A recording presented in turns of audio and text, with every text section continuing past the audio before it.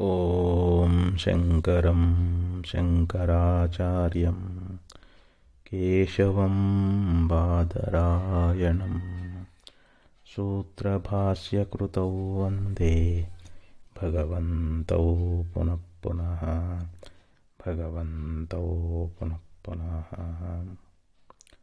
ಶ್ರೀಮಚ್ಛಂಕರ ಭಗವತ್ಪಾದಾಚಾರ್ಯರ, ಜಗದ್ಗುರು ಸಿದ್ಧಾರೂಢ ಮಹಾಸ್ವಾಮಿಗಳವರ, ಜಗದ್ಗುರು ಭಾರತೀಯಪ್ಪಾಜಿಯವರ ಪವಿತ್ರ ಚರಣಾರವಿಂದಗಳಲ್ಲಿ ಅನಂತ ಕೋಟಿ ಶ್ರೀಸಾಷ್ಟಾಂಗ ಪ್ರಣಾಮವನ್ನು ಸಲ್ಲಿಸುತ್ತೇನೆ. ಶ್ರವಣಾಪೇಕ್ಷಿಗಳಾದ ತಮ್ಮೆಲ್ಲರಿಗೂ ಅನೇಕ ಶರಣಾರ್ಥಿಗಳು. ವಿವೇಕ ಚೂಡಾಮಣಿ 319ನೇ ಶ್ಲೋಕ.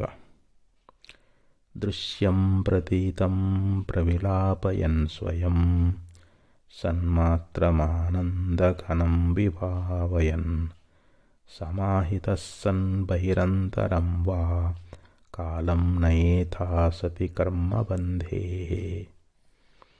ಶ್ರೀಮಚ್ಛಂಕರ ಭಗವತ್ಪಾದಾಚಾರ್ಯರು ಈ ಒಂದು ಶ್ಲೋಕದಲ್ಲಿ ಸುಂದರವಾಗಿರ್ತಕ್ಕಂಥ ವಿಚಾರವನ್ನು ನಂಗೆ ಉಪದೇಶ ಮಾಡ್ತಾ ಇದ್ದಾರೆ.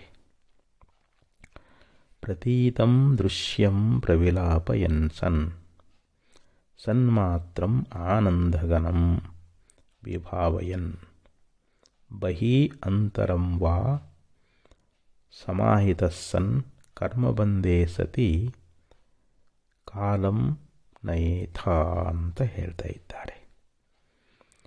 ಅಂದರೆ ಈ ಜಗತ್ತನ್ನುವಂಥದ್ದು ನಮಗೆ ಪ್ರತ್ಯಕ್ಷವಾಗಿ ಕಂಡುಬರ್ತಾ ಇದೆ.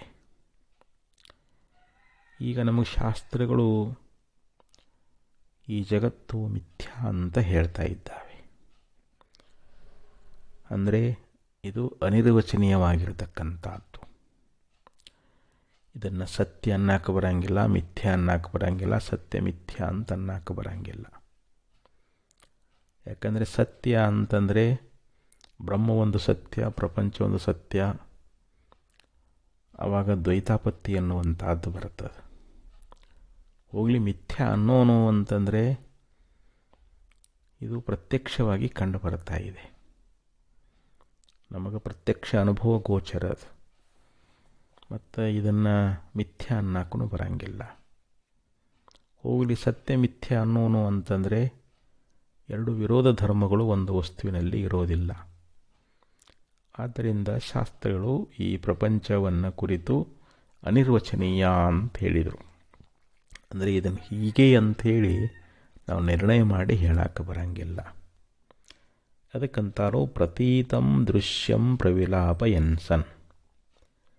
ನಮಗೆ ಕಾಣತಕ್ಕಂಥ ಈ ದೃಶ್ಯ ರೂಪವಾಗಿರುವಂಥ ಈ ಜಗತ್ತನ್ನುವಂಥದ್ದನ್ನು ನಾವು ಇಲ್ಲಿ ಲಯ ಮಾಡಿಕೊಂಡು, ಯಾಕಂದರೆ ನಮಗೆ ಕೇವಲ ಆ ಪರಬ್ರಹ್ಮ ವಸ್ತು ಒಂದನ್ನೇ ನಾವು ಅನುಸಂಧಾನ ಮಾಡ್ತಾ ಆ ಬ್ರಹ್ಮವಸ್ತುವಿನಲ್ಲಿಯೇ ನಮ್ಮ ಮನಸ್ಸನ್ನುವಂಥದ್ದನ್ನು ಕೇಂದ್ರೀಕರಿಸಬೇಕು. ಯಾಕಂದ್ರೆ ನಮ್ಮ ಚಿತ್ತ ಯಾವಾಗಲೂ ಪ್ರಪಂಚದ ಅನೇಕ ವಿಷಯಗಳ ಚಿಂತನದೊಳಗೆ ಇರ್ತದೆ. ಈ ಜಗತ್ತನ್ನು ನಾವು ಏನು ಮಾಡಬೇಕು ಅಂತಂದರೆ ಲಯ ಮಾಡಿಕೊಳ್ಬೇಕು ಅಂತ ಹೇಳ್ತಾರೆ. ದೃಶ್ಯವಾಗಿ ಕಾಣತಕ್ಕಂಥ ಜಗತ್ತನ್ನು ಲಯ ಮಾಡಿಕೊಂಡು ಸನ್ಮಾತ್ರಂ ಆನಂದಘನಂ. ಸನ್ಮಾತ್ರಂ ಅಂದರೆ ಸದ್ರೂಪ ಮಾತ್ರವಾಗಿರ್ತಕ್ಕಂಥ. ಸದ್ರೂಪ ಅಂದ್ರೇನು? ಯಾವಾಗಲೂ ಇರುವಂಥದ್ದು, ಮೂರೂ ಕಾಲದಲ್ಲಿ ಬಾಧೆ ಹೊಂದದೇ ಇರತಕ್ಕಂಥದ್ದಕ್ಕೆ ಸನ್ಮಾತ್ರ ಅಂತ ಹೇಳ್ತಾರೆ. ಅಂಥ ಆನಂದಘನಂ, ಆನಂದಘನವಾಗಿರ್ತಕ್ಕಂಥ ಆ ಬ್ರಹ್ಮವನ್ನು, ಬ್ರಹ್ಮವಸ್ತು ಹೇಗಿದೆ ಅಂತಂದರೆ ಕೇವಲ ಆನಂದಘನವೇ ಆಗಿದೆ. ಆನಂದೋ ಬ್ರಹ್ಮೇತಿ ವ್ಯಜಾನಾತ್. ಆನಂದವನ್ನೇ ಬ್ರಹ್ಮ ಅಂತ ನಾವು ತಿಳ್ಕೊಳ್ಬೇಕು. ಯಾಕಂದರೆ ಆನಂದಾದ್ದೇವ ಕಲ್ವಿಮಾನಿ ಭೂತಾನಿ ಜಾಯಂತೆ ಆನಂದೇನ ಜಾತಾನಿ ಜೀವಂತಿ ಆನಂದಂ ಯತ್ ಪ್ರಭಿಸಂಸಂತಿ ತದ್ಬ್ರಹ್ಮ ತದ್ಜಿಜ್ಞಾಸಸ್ವ. ಆನಂದರೂಪವಾಗಿರ್ತಕ್ಕಂಥ ಬ್ರಹ್ಮದಿಂದಲೇ ಈ ಸಕಲ ಜೀವರಾಶಿಗಳು ಉತ್ಪತ್ತಿಯಾಗಿದ್ದಾವೆ. ಅಂಥ ಆನಂದ ಸ್ವರೂಪವಾದ ಬ್ರಹ್ಮದಲ್ಲೇ ಇವು ಸ್ಥಿತವುಳ್ಳವುಗಳಾಗಿದ್ದಾವೆ. ಕೊನೆಯಲ್ಲಿ ಆನಂದರೂಪ ಬ್ರಹ್ಮದಲ್ಲಿ ಲಯವನ್ನು ಪಡೀತಾ ಇದ್ದಾವೆ. ಆದ್ದರಿಂದ ಅಂಥ ಆನಂದವೇ ಬ್ರಹ್ಮ, ಅದುವೇ ನೀನಿದ್ದಿ ಅಂತ ನಮಗೆ ಶ್ರುತಿಗಳು ಬೋಧ ಮಾಡ್ತಾ ಇದ್ದಾವೆ. ಆದ್ದರಿಂದ ಆನಂದಘನವಾಗಿರತಕ್ಕಂಥದ್ದು ಯಾವುದು? ಬ್ರಹ್ಮವಸ್ತು ಅಂತ. ಅದು ಕೇವಲ ಸನ್ಮಾತ್ರವಾಗಿರತಕ್ಕಂಥದ್ದು. ಸತ್ ಅಂದ್ರೇನು? ತ್ರಿಕಾಲ ಅಬಾಧಿತವಾಗಿರುವಂಥ ಕೇವಲ ಆನಂದಘನ ಸ್ವರೂಪವಾಗಿರ್ತಕ್ಕಂಥ ಆ ಬ್ರಹ್ಮವನ್ನು ವಿಭಾವಯನ್, ನಾವು ಅದನ್ನು ಭಾವಿಸ್ತಾ ಇರಬೇಕು. ಕೇವಲ ನಾನು ಆನಂದಘನ ಸ್ವರೂಪನೇ ಆಗಿದ್ದೀನಿ, ನಾನು ಸದ್ರೂಪ ಬ್ರಹ್ಮವೇ ಆಗಿದ್ದೀನಿ ಅಂಥೇಳಿ ನಾವು ಅದನ್ನು ಸದಾವಕಾಲದಲ್ಲಿ ಅದನ್ನು ಭಾವಿಸುತ್ತಾ, ಆ ಬ್ರಹ್ಮವನ್ನೇ ಭಾವಿಸುತ್ತಾ, ಬಹಿಹಿ ಅಂತರಂವ, ಹೊರಗೂ ಮತ್ತು ಒಳಗೂ. ನಮ್ಮ ವೃತ್ತಿ ಎನ್ನುವಂಥದ್ದು ಒಂದೊಂದು ಸಾರಿ ಹೊರಗೆ ಹೋಗ್ತದೆ, ಒಂದು ಸಾರಿ ಒಳಗೆ ಬರ್ತದೆ. ವೃತ್ತಿ ಹೊರಗೆ ಹೋಗಲಿ ಅಥವಾ ಒಳಗೆ ಬರಲಿ, ಹೊರಗೂ ಮತ್ತು ಒಳಗೂ ಸಮಾಹಿತ ಸನ್ ಅಂದರೆ ಸಮಾಹಿತನಾಗಿ ಅಂತ. ಆ ಬಹಿರ್ ಮತ್ತು ಹೊರಗೂ ಒಳಗೂ ಬರ್ತಕ್ಕಂಥ ವೃತ್ತಿ ಎನ್ನುವಂಥದ್ದನ್ನು ನಾವೇನು ಮಾಡಬೇಕು? ಸಮಾಹಿತನಾಗಿ ಅಂತಂದ್ರೇನು? ಅದನ್ನು ಸ್ಥಿರ ಮಾಡಿಕೊಂಡು, ವೃತ್ತಿ ಎನ್ನುವಂಥದ್ದನ್ನು ಆ ಬ್ರಹ್ಮಸ್ವರೂಪದಲ್ಲಿಯೇ ಅದನ್ನಲ್ಲೇ ಸ್ಥಾಪನ ಮಾಡಿಕೊಂಡು, ಅಲ್ಲೇ ಗಟ್ಟಿ ಮಾಡಿಕೊಂಡು ನಾವು ಈ ರೀತಿಯಾಗಿ ಇದ್ದರೆ ಕಾಲಂ ನಯೇಥ, ನಾವು ಕಾಲವನ್ನು ಕಳೆಯಬೇಕು ಅಂತ ಹೇಳ್ತಾರೆ. ಅಂದರೆ ನಾವು ಈ ಜಗತ್ತನ್ನು ಮಿಥ್ಯಾ ಅಂತ ತಿಳ್ಕೊಂಡ್ರೂ ಕೂಡ ಈ ಜಗತ್ತನ್ನುವಂಥದ್ದು ನಮಗೆ ಪ್ರಾರಬ್ಧವಶಾತ್ ಇದು ಮತ್ತೆ ನಮಗೆ ಪ್ರಪಂಚ ಕಾಣಿಸ್ತದೆ. ಮತ್ತು ಈ ಪ್ರಪಂಚನೇ ಮಿಥ್ಯಾ ಅಂತೇಳಿದ್ರೆ ಮತ್ತೆ ಕಾಣಿಸ್ತಾ ಇದೆಯಲ್ಲ ಅಂತಂದರೆ, ನೋಡಪ್ಪ, ಈ ಕಾಣತಕ್ಕಂಥ ಜಗತ್ತನ್ನು ನಿನ್ನೊಳಗೆ ನಿಲಯ ಮಾಡ್ಕೋ. ಈ ಜಗತ್ತು ಇದು ಸ್ವಪ್ನದಂತೆ ಮಿಥ್ಯಾ ಅಂಥೇಳಿ ಇದನ್ನು ನೀನು ನಿಶ್ಚಯ ಮಾಡ್ಕೋ. ನಿಶ್ಚಯ ಮಾಡಿಕೊಂಡು ಕೇವಲ ಆನಂದಘನವಾಗಿರ್ತಕ್ಕಂಥ ಸದ್ರೂಪವಾಗಿರುವಂಥ ಆ ಬ್ರಹ್ಮದಲ್ಲಿಯೇ ನೀನು ಏನು ಮಾಡಬೇಕು? ನಿನ್ನ ವೃತ್ತಿ ಎನ್ನುವಂಥದ್ದನ್ನು ತೊಡಗಿಸಬೇಕು. ಯಾಕಂದ್ರೆ ನಮ್ಮ ವೃತ್ತಿಯೊಳಗೆ ನಮ್ಮ ಮನಸ್ಸು, ನಮ್ಮ ಚಿತ್ತ ಅನ್ನುವಂಥದ್ದು ಏನದಲ್ಲ, ಆ ಚಿತ್ತದೊಳಗೆ ಆ ಬ್ರಹ್ಮದ ಅನುಸಂಧಾನವೇ ಇರಬೇಕು ಅಂತ ಹೇಳ್ತಾರೆ. ನಾವು ಸದಾ ಕಾಲದಲ್ಲಿ ಆ ಬ್ರಹ್ಮದ ಚಿಂತನವನ್ನೇ ಮಾಡ್ತಾ ಪ್ರಪಂಚವನ್ನು ಆ ಬ್ರಹ್ಮದಲ್ಲಿ ಲಯ ಮಾಡಿಕೊಂಡು ಕೇವಲ ನಾವು ಅಂತರ್ಬಹಿರದಲ್ಲಿ ಒಳಗೂ ಹೊರಗೂ ಕೂಡ ನಾವು ಸಮಾಹಿತರಾಗಿ ನಮ್ಮ ಪ್ರಾರಬ್ಧ ಕರ್ಮ ಅನ್ನುವಂಥದ್ದು, ಒಂದು ವೇಳೆ ಇನ್ನೂ ಕರ್ಮ ಬಂಧೇ ಸತಿ ಅಂತ ಹೇಳ್ತಾರೆ. ಆ ಪ್ರಾರಬ್ಧ ಕರ್ಮ ಇನ್ನೂ ಅದಂತಂದ್ರೆ ನಾವು ಕಾಲವನ್ನು ಕಳಿಬೇಕು. ಅಂದರೆ ಆ ಕರ್ಮಬಂಧ ಅನ್ನುವಂಥದ್ದು, ಯಾಕಂದರೆ ತಸ್ಯ ತಾವದೇವ ಚಿರಂ ಯಾವನ್ನ ವಿಮೋಕ್ಷೆ ಅಂತ ಹೇಳ್ತಾರೆ. ನಮಗೆ ತತ್ವಜ್ಞಾನ ಆದ್ರೂ ಕೂಡ ಈ ಪ್ರಾರಬ್ಧ ಭೋಗ ಅನ್ನುವಂಥದ್ದು ನಮ್ಮ ಈ ಶರೀರ ಅನ್ನುವಂಥದ್ದು ಏನದ ಇದಕ್ಕೆ ಭೋಗ ಕೊಡ್ತಾ ಇರ್ತದೆ. ಪ್ರಾರಬ್ಧ ಕರ್ಮ, ಪ್ರಾರಬ್ಧ ಕರ್ಮದ ವೇಗ ಇರೂ ಪರ್ಯಂತರವಾಗಿ ಈ ಶರೀರ ಅನ್ನುವಂಥದ್ದು ಇದು ಇರುವಂಥದ್ದಾಗ್ತದೆ. ಪ್ರಾರಬ್ಧ ಕರ್ಮ ಭೋಗ ತೀರ್ತು ಅಂತಂದರೆ ಈ ಶರೀರವು ಕೂಡ ಬಿದ್ದು ಹೋಗಿಬಿಡ್ತದೆ. ಅಂದರೆ ಅವನಿಗಿಲ್ಲೇ ಜೀವನ್ಮುಕ್ತಿ ಲಕ್ಷಣ ಆನಂದ ಅನುಭೋಗ ಮಾಡ್ತಾ ಇದ್ದಾನೆ. ಆ ಪ್ರಾರಬ್ಧ ಕರ್ಮದ ವಶಾತ್ ಈ ಶರೀರ ಬದುಕೊಂಡಿರ್ತದೆ. ನಾವು ಪ್ರಾರಬ್ಧ ಕರ್ಮ ಮುಗಿಯು ಪರ್ಯಂತರವಾಗಿ ಕಾಲವನ್ನು ಕಳಿಬೇಕು. ಆ ಕಾಲವನ್ನು ಹೆಂಗೆ ಕಳಿಬೇಕು? ಏನು ರೀ, ಮತ್ತೆ ಪ್ರಪಂಚ ಮತ್ತೆ ಮಿಥ್ಯಾ ಅಂದ್ರೆ ಕಾಣ್ತಾ ಇದೆಯಲ್ಲ ಅಂತಂದರೆ, ಈ ದೃಶ್ಯರೂಪವಾಗಿರ್ತಕ್ಕಂಥ ಈ ಕಾಣತಕ್ಕಂಥ ಪ್ರತ್ಯಕ್ಷವಾಗಿ ಕಾಣುವಂಥ ಈ ಜಗತ್ತನ್ನು ನಾವು ಪ್ರವಿಲಾಪಯನ್ಸನ್ ಅಂತ ಹೇಳ್ತಾರೆ. ಅದನ್ನು ನಾವು ಲಯ ಮಾಡಿಕೊಂಡು, ಯಾಕಂದರೆ ನಮ್ಮ ವೃತ್ತಿಯನ್ನು ಜ್ಞಾನಾಕಾರ ಮಾಡಿಕೊಂಡು ಬಿಟ್ಟರೆ, ಅಂದರೆ ಬ್ರಹ್ಮಾಕಾರ, ನಮ್ಮ ವೃತ್ತಿ ಬ್ರಹ್ಮಾಕಾರ ಆಗಿ ಹೋಗಿಬಿಡ್ತು ಅಂತಂದರೆ ಆವಾಗ ಈ ದೃಶ್ಯವಾಗಿ ಕಾಣುವಂಥ ಜಗತ್ತಿನ ಲಯ ಆದಂತೆಯೇ.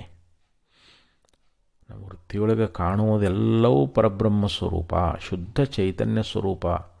ನಾವು ಏನೇನು ನೋಡ್ತೇವೋ, ಏನೇನು ಕೇಳ್ತೇವೋ ಎಲ್ಲವೂ ಬ್ರಹ್ಮವೇ ಇದೆ ಎನ್ನುವಂಥ ಈ ಒಂದು ಭಾವನೆ ಎನ್ನುವಂಥದ್ದನ್ನು ನಾವು ಮಾಡಿಕೊಳ್ಬೇಕು. ಈ ದೃಶ್ಯವಾಗಿ ಕಾಣುವಂಥ ಜಗತ್ತಿನಲ್ಲಿ ನಾಮರೂಪಗಳನ್ನು ನಾವು ಬಾಧಿಸ್ಬೇಕಂತ ಇದ್ದಾರೆ.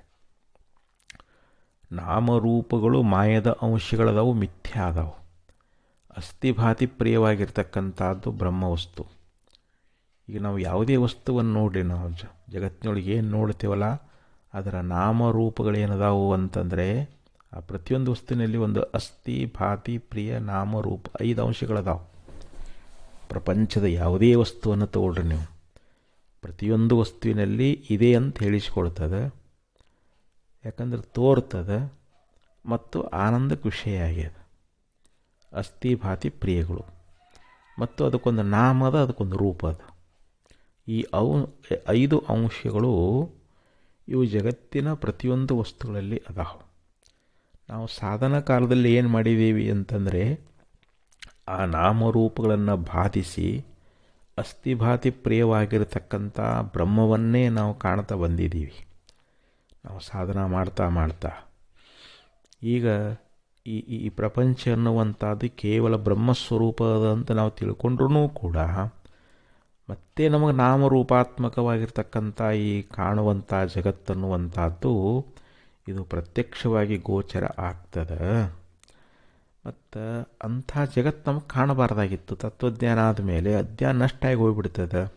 ಅಜ್ಞಾನ ನಾಶ ಆದಾಗ ಜಗತ್ತು ಕಾಣಬಾರ್ದಾಗಿತ್ತಲ್ಲ, ಕಾಣ್ತದಲ್ಲ ಅಂಥೇಳಿ ಈ ರೀತಿ ಸಂಶಯ ಬಂದರೆ ಅದನ್ನು ನಿಜಗುಣ ಶ್ರೀಗಳವರು ಪರಮಾನುಭೂತಿಯೊಳಗೆ ಹೇಳ್ತಾ ಇದ್ದಾರೆ. ಈ ಸಂಸಾರ ಅನ್ನುವಂಥದ್ದನ್ನು ಕೆಡಿಸಲಿಕ್ಕೆ ನಾನು ಸಟ್ ಸಮಾಧಿಗಳನ್ನು ನಿನಗೆ ಬೋಧ ಮಾಡ್ತಾ ಇದ್ದಾನೆ. ಸೋಪಾದಿಯಾದ ಸಂಸಾರಂ ಕೆಡಿಸಲಿಕ್ಕೆ ನಿರೂಪಿಸುವೇನಾ ಸಟ್ ಸಮಾಧಿಗಳನ್ನಿಲ್ಲಿ ಅಂಥೇಳಿ ಅನುಭವ ಸಾರದಲ್ಲಿ ಹೇಳ್ಕೊಂಡು ಬಂದಿದ್ದಾರೆ. ಈ ಉಪಾಧಿ ಸಹಿತವಾಗಿರ್ತಕ್ಕಂಥ ಸಂಸಾರವನ್ನು ಕೆಡಿಸಲಿಕ್ಕೆ ಅಂತಂದ್ರೆ ಏನು, ನಮಗೆ ನಾಮರೂಪ ಜಗತ್ತು ತೋರಬಾರದು. ಹಾಗೇನಾದರೂ ನಿನ್ನ ಇಚ್ಛಾ ಇದ್ದದ್ದಾದರೆ ಅದೇನು ತೋರಿದರೂ ನಮಗೆ ಬಾಧಕ ಇಲ್ಲ. ಹಗ್ಗದಲ್ಲಿ ಹಾವು ತೋರಾಕತ್ತದ, ನಮಗೆ ಭಯ ಆಗೈತಿ. ಯಾವಾಗದು ಹಗ್ಗಪ್ಪ ಅಂತ ಜ್ಞಾನ ಆಯಿತು ಅಂತಂದರೆ ಆ ಸರ್ಪದಲ್ಲಿರುವಂಥ ಹಾವಿನಿಂದ ನಮಗೇನಾದರೂ ತೊಂದರೆ ಆಗ್ತದೇನೋ ಇಲ್ಲ. ಯಾಕಂದ್ರೆ ಈಗ ಹಗ್ಗ ಅಂತ ತಿಳ್ಕೊಂಡು ಬಿಟ್ಟೀವಿ. ಮೊದಲು ಹಾವಂತ ತಿಳ್ಕೊಂಡಾಗ ನಮಗೆ ಭಯ ಆಗಿತ್ತು.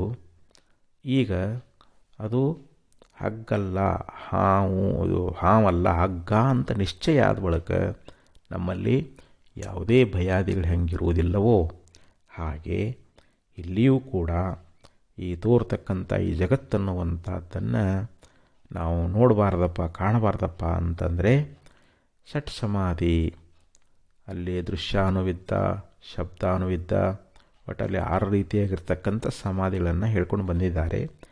ಆ ಸಮಾಧಿಯ ಅನುಸಂಧಾನವನ್ನು ಮಾಡಿದ್ದಾದರೆ ಈ ನಾಮರೂಪವಾದ ಜಗತ್ತನ್ನುವಂಥದ್ದು ನಮಗೆ ತೋರೋದಿಲ್ಲ ಅಂಥೇಳಿ ಅಲ್ಲಿ ಬೋಧ ಮಾಡ್ಕೊಂಡು ಬಂದಿದ್ದಾರೆ. ಹಾಗೆ ಇಲ್ಲಿಯೂ ಕೂಡ ಈ ಕಾಣತಕ್ಕಂಥ ದೃಶ್ಯ ಜಗತ್ತನ್ನುವಂಥದ್ದನ್ನು ನಾವು ಲಯ ಮಾಡಿಕೊಂಡು ಕೇವಲ ಸನ್ಮಾತ್ರವಾಗಿರ್ತಕ್ಕಂಥ ಆನಂದಘನ ಸ್ವರೂಪವಾಗಿರುವಂಥ ಯಾವ ಬ್ರಹ್ಮವಸ್ತು ಅನ್ನುವಂಥದ್ದಲ್ಲ, ಅದನ್ನೇ ಭಾವನಾ ಮಾಡ್ತಾ ಒಳಗೂ ಹೊರಗೂ ಕೂಡ ನಮ್ಮ ವೃತ್ತಿ ಹೊರಗೆ ಬರಲಿ, ಒಳಗೆ ಹೋಗಲಿ, ಆ ವೃತ್ತಿ ಎನ್ನುವಂಥದ್ದನ್ನು ಕೇವಲ ಬ್ರಹ್ಮಾಕಾರ ಮಾಡಿಕೊಂಡು ಅದನ್ನು ಸ್ಥಿರಗೊಳಿಸಿಕೊಂಡು ಸಮಾಧಾನದಿಂದ ನಾವು ಆ ಬ್ರಹ್ಮವನ್ನೇ ಕಾಣ್ತಾ ಆ ನಮ್ಮ ಕರ್ಮಬಂಧ ಅಂದರೆ ಪ್ರಾರಬ್ಧ ಭೋಗ ಇರೂ ಪರ್ಯಂತರವಾಗಿ ನಾವು ಕಾಲವನ್ನು ಕಳೀಬೇಕು ಅನ್ನುವಂಥ ವಿಚಾರವನ್ನು ಈ ಒಂದು ಶ್ಲೋಕದಲ್ಲಿ ಹೇಳ್ಕೊಂಡು ಬಂದರು.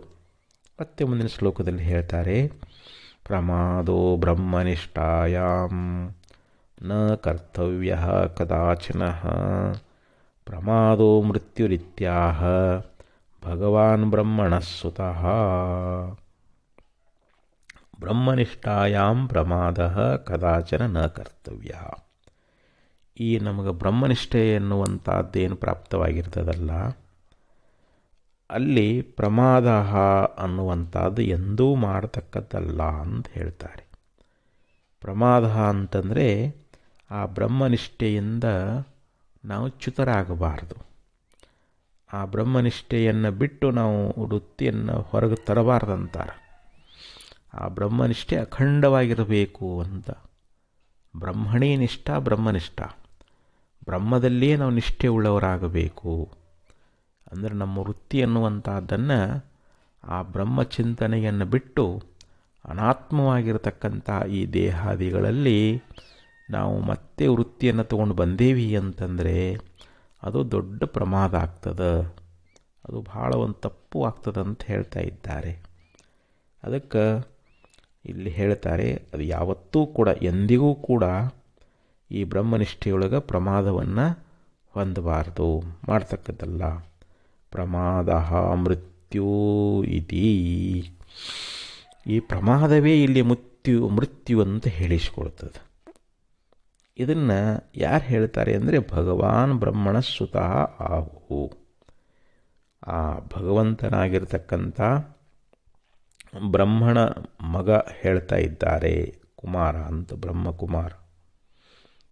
ಅಂದರೆ ಇಲ್ಲಿ ಮಹಾಭಾರತದ ಉದ್ಯೋಗ ಪರ್ವದಲ್ಲಿ ಅಲ್ಲಿ ಧೃತರಾಷ್ಟ್ರನಿಗೆ ಉಪದೇಶ ಮಾಡಿರ್ತಕ್ಕಂಥ ವಿಚಾರ.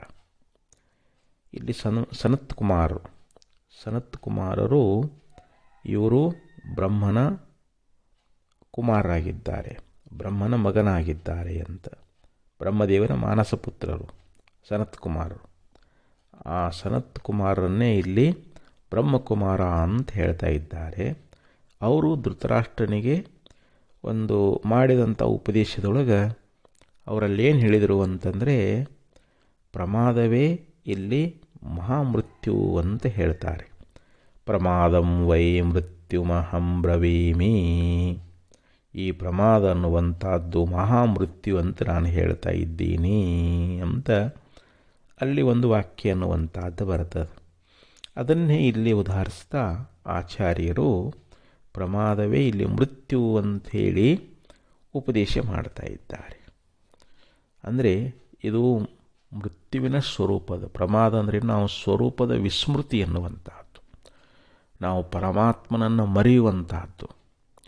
ನಾನು ಬ್ರಹ್ಮಸ್ವರೂಪನಿದ್ದೇನೆ ಅಥವಾ ನಾನು ಪ್ರತ್ಯೇಗಾತ್ಮ ಸ್ವರೂಪನಿದ್ದೇನೆ ಅನ್ನುವಂಥದ್ದನ್ನು ನಾವು ಮರೆತು ಬಿಟ್ಟೇವಿ ಅಂತಂದರೆ ಮತ್ತೆ ನಮಗೆ ಈ ಸಂಸಾರ ಜಾಲ, ಈ ಸಂಸಾರ ದುಃಖ ಅನ್ನುವಂಥದ್ದು ಪ್ರಾಪ್ತಿಯಾಗ್ತದೆ.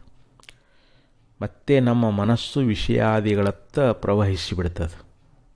ಪ್ರಪಂಚದ ಅನೇಕ ವಿಷಯಗಳಲ್ಲಿ ಇದು ಹರಿದಾಡಲಿಕ್ಕೆ ಪ್ರಾರಂಭ ಆಗ್ತದೆ. ಅದಕ್ಕೆ ನಾವು ಯಾವತ್ತೂ ಕೂಡ ಬ್ರಹ್ಮನಿಷ್ಠೆಯೊಳಗೆ ಪ್ರಮಾದವನ್ನು ಮಾಡಬಾರದು ಅಂತ ಹೇಳಿದರು. ಅಲ್ಲಿ ಸ್ವರೂಪದ ಚಿಂತನದಿಂದ ನಾವು ವಿಮುಖರಾಗಬಾರದು. ಬರೀ ಪ್ರಪಂಚದ ವ್ಯವಹಾರಗಳಲ್ಲೇ ನಾವು ಮುಳುಗಿದ್ದೀವಿ ಅಂತಂದರೆ, ಈ ದೇಹಾದಿಗಳಲ್ಲಿಯೇ ಮತ್ತೆ ನಾನು ಅನ್ನುವಂಥ ಒಂದು ಭಾವನೆ ನಮ್ಮಲ್ಲಿ ಬಂತು ಅಂತಂದರೆ ಇದು ದೊಡ್ಡ ಪ್ರಮಾದ ಅಂತ ಹೇಳ್ತಾ ಇದ್ದಾರೆ. ಅದಕ್ಕೆ ನಾವು ಜೀವಿತಾವಧಿವರೆಗೂ ಆ ಬ್ರಹ್ಮನಿಷ್ಠೆಯಲ್ಲಿಯೇ ನಾವು ಸದಾ ಇರಬೇಕು. ಬ್ರಹ್ಮಚಿಂತನೆಯೊಳಗೆ ನಾವು ಕಾಲವನ್ನು ಕಳೀತಾ ಇರಬೇಕು. ನಮ್ಮಲ್ಲಿರ್ತಕ್ಕಂಥ ದೇಹ ಬುದ್ಧಿ ಹೋಗಬೇಕು. ಈ ದೇಹ ನಾನನ್ನುವಂಥ ಬುದ್ಧಿ ಇದು ವಾಸನಾ ಸಹಿತವಾಗಿ ಸಂಪೂರ್ಣ ನಿವೃತ್ತಿಯಾಗಿ ಹೋಗ್ಬೇಕಂತಾರೆ. ಯಾಕಂದ್ರೆ ನಾವು ಎಷ್ಟೇ ಶಾಸ್ತ್ರವನ್ನು ಶ್ರವಣ ಮಾಡಿದ್ರೂ, ಎಷ್ಟೇ ಅನುಸಂಧಾನ ಮಾಡಿದ್ರೂ ಕೂಡ, ಆತ್ಮವಿಚಾರವನ್ನು ಮಾಡ್ತಾ ಇದ್ರೂ ಕೂಡ ಅದು ಮತ್ತೆ ಮತ್ತೆ ನಮ್ಮ ದೇಹಾದಿಗಳಲ್ಲಿ ಇದೇ ನಾನು ಅನ್ನುವಂಥ ಬುದ್ಧಿ ಬಂದುಬಿಡ್ತದೆ. ಇದರೊಳಗೆ ನಾನು ಅಂತ ಬಂತು, ಹೊರಗಿನ ಪ್ರಪಂಚದಲ್ಲಿ ಸತ್ಯತ್ವ ಭಾವನೆ ಬಂತು ಅಂತಂದರೆ ಇದು ಮಹಾಪ್ರಮಾದ, ಇದು ದೊಡ್ಡ ತಪ್ಪು ಅಂತ ಹೇಳ್ತಾ ಇದ್ದಾರೆ. ಅದಕ್ಕೆ ನಾವು ಆ ಬ್ರಹ್ಮಸ್ವರೂಪದ ಜ್ಞಾನ ಮಾಡಿಕೊಂಡು ಗುರುಗಳು ಹೇಳ್ತಕ್ಕಂಥ ತತ್ವಮಸಿ ಮೊದಲಾಗಿರ್ತಕ್ಕಂಥ ಮಹಾವಾಕ್ಯಗಳನ್ನು ಕೇಳಿ ಅಲ್ಲಿ ನೀನೇ ಬ್ರಹ್ಮದಿ ಅಂತ ಗುರುಗಳು ನಮಗೆ ಉಪದೇಶ ಮಾಡಿದರು. ಆ ಬ್ರಹ್ಮವೇ ನಾನಿದ್ದೇನೆ ಅನ್ನುವಂಥ ಅಲ್ಲಿ ದೃಢ ಅಪರೋಕ್ಷ ಬ್ರಹ್ಮಜ್ಞಾನ ಮಾಡಿಕೊಳ್ಬೇಕು. ನಮ್ಮದು ದೃಢ ಆಗಬೇಕಂತಾರೆ, ಅದು ಪ್ರತ್ಯಕ್ಷ ಆಗಬೇಕಂತಾರೆ.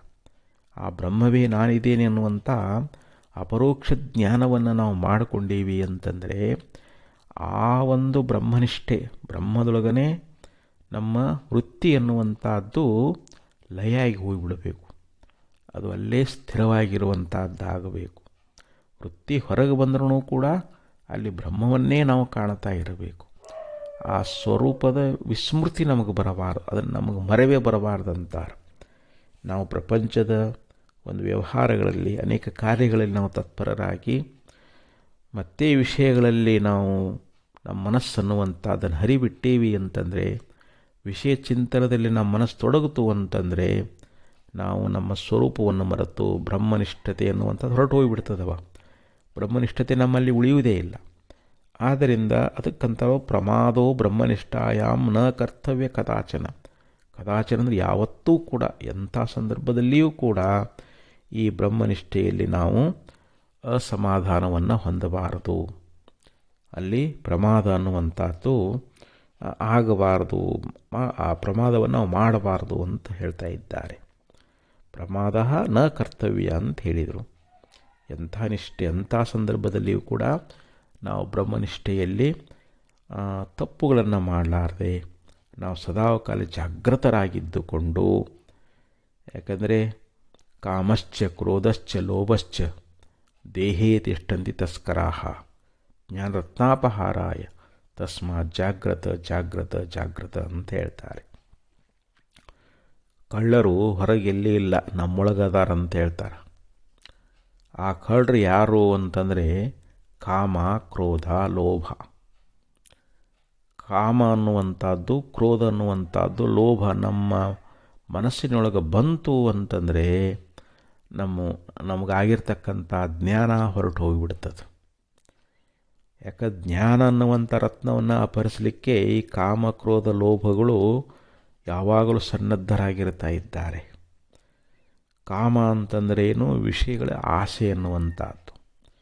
ಪ್ರಪಂಚದ ಒಂದು ಧನ ಆಗಿರಬಹುದು, ಸ್ತ್ರೀ ಆಗಿರಬಹುದು, ಅಥವಾ ಯಾವುದೇ ಸಂಪತ್ತಾಗಿರ್ಬೋದು, ಏನಾಗಿರ್ಬೋದು, ಅವುಗಳಲ್ಲಿ ನಮಗೆ ಒಂದು ಆಸೆ, ಅವುಗಳನ್ನು ಪಡ್ಕೊಳ್ಬೇಕು ಅನ್ನುವಂಥ ಇಚ್ಛಾ ಅನ್ನುವಂಥದ್ದು ನಮ್ಮಲ್ಲಿ ಬಂದರೆ ಅದು ಕಾಮ ಅಂತ ಹೇಳಿಸ್ಕೊಳ್ತದೆ. ಕ್ರೋಧ, ಸಿಟ್ಟು ಅನ್ನುವಂಥದ್ದು ಬರ್ತದೆ ನಮಗೆ. ಈ ಕಾಮ, ಕ್ರೋಧ, ಲೋಭ ಅಂದರೆ ಅತಿಯಾದ ಆಸೆ ಅನ್ನುವಂಥದ್ದು. ಪ್ರಾಪ್ತವಾದ ಧನ ನನ್ನ ಕೈ ಬಿಟ್ಟು ಹೋಗಬಾರ್ದು, ಇದು ನನ್ನಲ್ಲೇ ಇರಬೇಕು ಅಂತ. ಹಿಂಗೆ ಈ ಕಾಮ, ಕ್ರೋಧ, ಲೋಭಗಳಿಗೆ ನಾವು ಒಳಗಾದೀವಿ ಅಂತಂದರೆ, ಅವುಗಳ ಬಲೆಯಲ್ಲಿ ನಾವು ಸಿಕ್ಕೊಂಡೀವಿ ಅಂತಂದ್ರೆ ನಮಗೆ ಆತ್ಮಜ್ಞಾನ ಅನ್ನುವಂಥದ್ದು ಅದು ಪ್ರಾಪ್ತವಾಗಿದ್ರೂ ಕೂಡ ಅದು ಹೊರಟು ಹೋಗಿಬಿಡ್ತದೆ. ಅದಕ್ಕೆ ಸದಾ ಎಚ್ಚರ ಇರಬೇಕು ಅಂತಾರೆ. ಆ ಕಾಮಕ್ರೋಧ ನಮ್ಮಲ್ಲಿ ಬರಲಾರ್ದಂಗೆ ನಾವು ಎಚ್ಚರಿಕೆ ವಹಿಸಬೇಕು ಅಂಥೇಳಿ ಹೇಳ್ತಾ ಇರ್ತಾರೆ. ಅಂದರೆ ನಮಗೆ ಏನೇ ಆಗಲಿ ಸ್ವರೂಪದ ವಿಸ್ಮೃತಿ ಆಗಲಾರ್ದಂಗೆ ಇರಬೇಕು. ಆ ಬ್ರಾಹ್ಮಿ ಸ್ಥಿತಿ ನಮಗೆ ಅಳವಡಬೇಕು, ಅದು ಗಟ್ಟಿ ಆಗಬೇಕಂತಾರೆ. ಅದು ಗಟ್ಟಿ ಆಗೋ ತನಕ ನಾವು ಯಾವುದೇ ಒಂದು ಪ್ರಮಾದ ಅನ್ನುವಂಥದ್ದನ್ನು ಮಾಡಬಾರ್ದು. ಯಾಕಂದರೆ ಇದೇ ಮಹಾಮೃತ್ಯು ಅಂತ ಹೇಳಿಸ್ಕೊಳ್ತದೆ ಅಂಥೇಳಿ ಈ ಒಂದು ಶ್ಲೋಕದಲ್ಲಿ ಆಚಾರ್ಯರು ಭಾಳ ಸುಂದರವಾಗಿ ನಮಗೆ ಉಪದೇಶ ಅನ್ನುವಂಥದ್ದನ್ನು ಮಾಡಿಕೊಂಡು ಬಂದರು. ಯಾಕಂದರೆ ಇದು ದೊಡ್ಡ ಮೃತ್ಯು ಅಂತ. ನಾವು ಹೊರಗಿನ ಮೃತ್ಯುವಲ್ಲ, ನಾವೇನು ಸ್ವರೂಪವನ್ನು ಮರಿತೇವಲ್ಲ, ಇದೇ ಮಹಾಮೃತ್ಯು ಅಂತ ಹೇಳಿಸ್ಕೊಳ್ತದೆ. ಇಂಥ ಪ್ರಮಾದವನ್ನು ನಾವು ಯಾವತ್ತೂ ಕೂಡ ಮಾಡಲಿಕ್ಕೆ ಹೋಗಬಾರದು ಅನ್ನುವಂಥ ಮಾತನ್ನು ಈ ಶ್ಲೋಕದಲ್ಲಿ ಹೇಳಿಕೊಂಡು ಬಂದು ಮತ್ತೆ ಮುಂದಿನ ಶ್ಲೋಕದಲ್ಲಿ ಹೇಳ್ತಾ ಇದ್ದಾರೆ. ನ ಪ್ರಮಾದಾತನರ್ಥೋ ಅನ್ಯೋ ಜ್ಞಾನಿನಃ ಸ್ವಸ್ವರೂಪತಃ ತಥೋ ಮೋಹಸ್ತಥೋ ಹಂಧಿ ತಥೋ ಬಂಧಸ್ತಥೋ ವ್ಯಥಾ.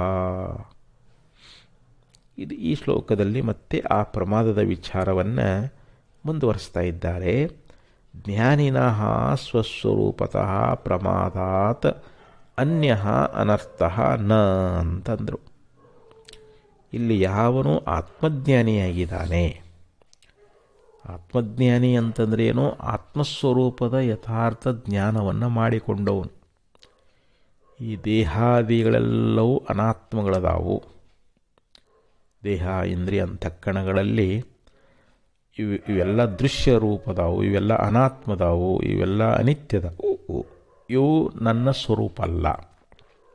ಇವುಗಳ ಧರ್ಮಗಳು ಕೂಡ ನನ್ನಲ್ಲಿ ಇಲ್ಲ. ಶರೀರ ಧರ್ಮಗಳೇನು? ಹುಟ್ಟು ಸಾವು. ದೇಹ ಹುಟ್ಟುತ್ತದೆ, ದೇಹ ಸಾಯ್ತದೆ. ನಾನು ಮಾತ್ರ ಅದಕ್ಕೆ ದೇಹಕ್ಕೆ ಸಾಕ್ಷಿಯಾಗಿದ್ದುಕೊಂಡು ಈ ದೇಹವನ್ನು ನಾನು ದೃಶ್ಯವಾಗಿ ನೋಡ್ತಾ ಇದ್ದೀನಿ. ನಾನು ದ್ರಷ್ಟ, ದೇಹ ದೃಶ್ಯ. ಹಾಗೆ ಇಂದ್ರಿಯಾದಿಗಳು ಕೂಡ ಆಂದ್ಯಮಾಂದ್ಯ ಪುಟಗಳನ್ನು ಧರಿಸಿಕೊಳ್ತಾ ಇದ್ದಾವೆ.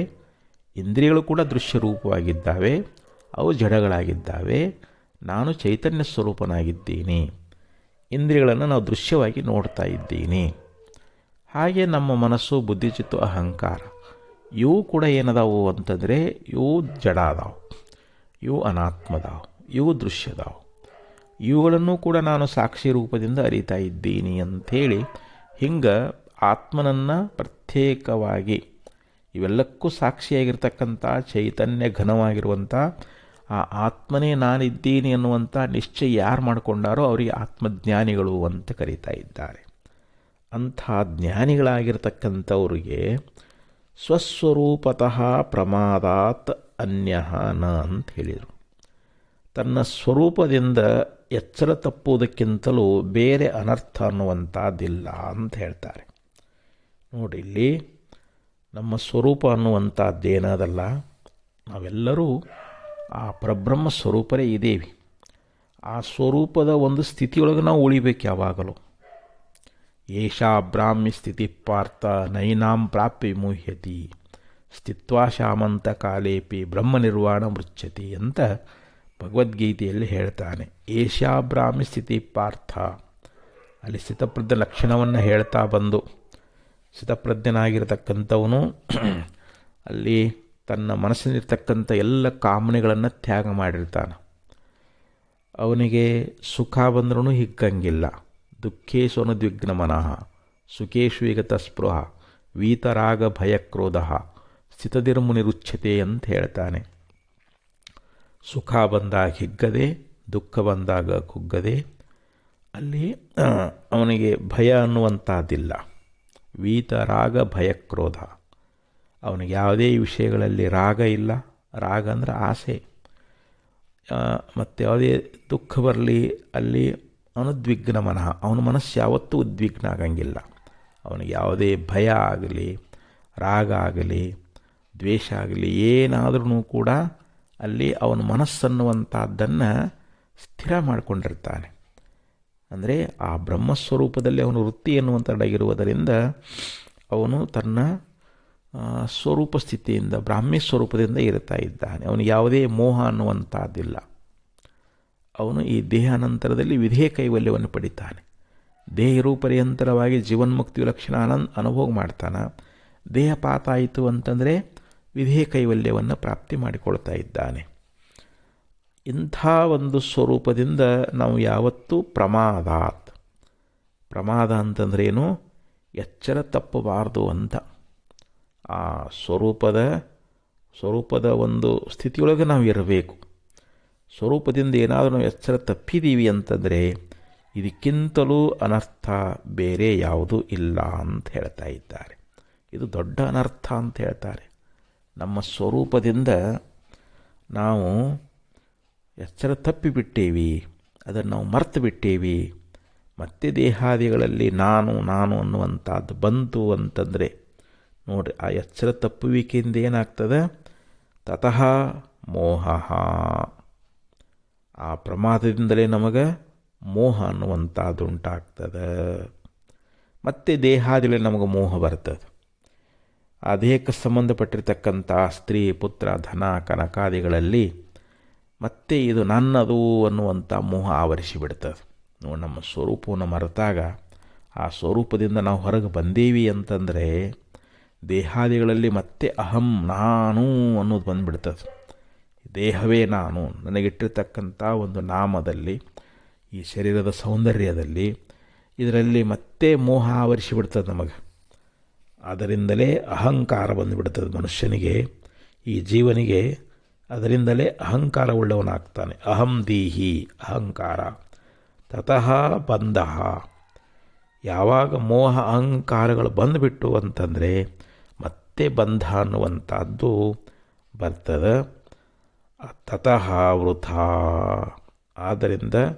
ಅದರಿಂದಲೇ ವ್ಯಥಾ ಅಂತಂದ್ರೇನು, ವ್ಯಥೆ ಅಂದರೆ ದುಃಖ ಅನ್ನುವಂಥದ್ದು, ವ್ಯಥೆ ಉಂಟಾಗ್ತದೆ ಅಂತ.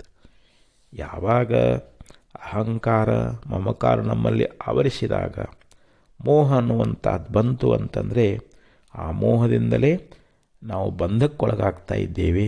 ಅದರಿಂದಲೇ ನಮಗೆ ದುಃಖಗಳು, ಅನರ್ಥ ಪರಂಪರೆ ಪ್ರಾರಂಭ ಆಗಿಬಿಡ್ತಾ ಇದ್ದಾವೆ. ಆದ್ದರಿಂದ ಈ ಪ್ರಮಾದ ಅನ್ನುವಂಥದ್ದೇನದು ಸ್ವರೂಪದ ಒಂದು ಎಚ್ಚರಿಕೆ ಎನ್ನುವಂಥದ್ದು ನಾವು ತಪ್ಪಿಬಿಟ್ಟೀವಿ ಅಂತಂದರೆ, ಸ್ವರೂಪ ಚಿಂತನದಿಂದ ನಾವು ವಿಮುಖರಾಗಿಬಿಟ್ಟೀವಿ ಅಂತಂದರೆ, ಇದು ಈ ಪ್ರಮಾದ ಅನ್ನುವಂಥದ್ದು ನಮಗೆ ಭಾಳ ಅನರ್ಥ ಉಂಟು ಮಾಡ್ತದೆ. ಅದಕ್ಕೆ ಯಾವತ್ತೂ ನಾವು ಈ ಸ್ವರೂಪದ ಚಿಂತನದಿಂದ ನಾವು ಹೊರಗೆ ಬರಬಾರದು. ನಿರಂತರವಾಗಿ ನಮ್ಮ ವೃತ್ತಿಯನ್ನು ಆ ಸ್ವರೂಪದ ಚಿಂತನದೊಳಗನ ನಾವು ಅದನ್ನು ಕೇಂದ್ರೀಕರಿಸಿದ್ದೀವಿ ಅಂತಂದರೆ ಅದರಿಂದ ದೊಡ್ಡ ಮಹತ್ ಲಾಭ ಅನ್ನುವಂಥದ್ದಾಗ್ತದೆ. ಈ ಸಂಸಾರ ಬಂಧದ ನಿವೃತ್ತಿ ಎನ್ನುವಂಥದ್ದು ಕೂಡ ಆಗ್ತದೆ. ಅದಕ್ಕೆ ಈ ಮೋಹ ಅಥವಾ ಅಹಂಕಾರ, ಈ ಸಂಸಾರದ ಬಂಧ, ಅದರಿಂದ ಉಂಟಾಗ್ತಕ್ಕಂಥ ವ್ಯಥೆಗಳು ಅಂದರೆ ದುಃಖಗಳು, ಅನರ್ಥಗಳೇನಿದಾವಲ್ಲ, ಈ ಪರಂಪರೆಯಿಂದ ನಾವು ದೂರ ಆಗಬೇಕು. ನಾವು ಕೇವಲ ಶಾಶ್ವತ ಸುಖದಲ್ಲಿ ನಮ್ಮ ವೃತ್ತಿ ಎನ್ನುವಂಥದ್ದು ನೆಲೆಗೊಳ್ಳಬೇಕು ಅಂತಂದರೆ ನಾವು ಸದಾ ಸ್ವರೂಪದ ಎಚ್ಚರಿಕೆಯಿಂದ ಇರಬೇಕು. ಜ್ಞಾನಿಯಾಗಿರ್ತಕ್ಕಂಥವನು ಸದಾ ಸ್ವರೂಪದ ಚಿಂತನೆಯೊಳಗನೇ ಇರಬೇಕು ಅಂತ ಹೇಳ್ತಾ ಇದ್ದಾರೆ. ಅದು ಸಂಪೂರ್ಣ ಪರಿಪೂರ್ಣವಾಗಿ ವೃತ್ತಿ ಅಲ್ಲಿ ಹೋಗಿ ನಿಂತು ಬಿಡ್ತು ಅಂತಂದರೆ, ಯಾಕಂದರೆ ಅದೃಢ ಆಗಬಾರದು. ಅದೃಢ ಅಪರೋಕ್ಷ ಜ್ಞಾನ ಆಯಿತು ಅಂತಂದರೆ ಮತ್ತೆ ಇವು ಬರೋಕ್ಕೆ ಸಾಧ್ಯತೆ ಐತಿ. ಮತ್ತೆ ಈ ಶರೀರದಲ್ಲಿ ಮೋಹ, ಕಾಮ, ಅಹಂಕಾರ ಇವು ಮತ್ತೆ ಪುನಃ ಬರಲಿಕ್ಕೆ ಪ್ರಾರಂಭ ಆಗ್ತದೆ. ಅದಕ್ಕೆ ನಾವು ದೃಢಾಪರೋಕ್ಷ ಬ್ರಹ್ಮಜ್ಞಾನ ಮಾಡಿಕೊಂಡು ವೃತ್ತಿಯನ್ನು ಸಂಪೂರ್ಣವಾಗಿ ಬ್ರಹ್ಮದಲ್ಲಿ ನಾವು ಲಯ ಮಾಡಿಬಿಟ್ಟೀವಿ ಅಂತಂದರೆ ಆಗ ಮಾತ್ರ ನಮಗೆ ಜೀವನ್ಮುಕ್ತಿ, ವಿಲಕ್ಷಣಾನಂದ ಅಂತ ನಿತ್ಯ ಸುಖದ ಪ್ರಾಪ್ತಿ ಆಗ್ತದಂತ ಹೇಳಿ ಈ ಶ್ಲೋಕದಲ್ಲಿ ಹೇಳ್ಕೊಂಡು ಬಂದಿದ್ದಾರೆ.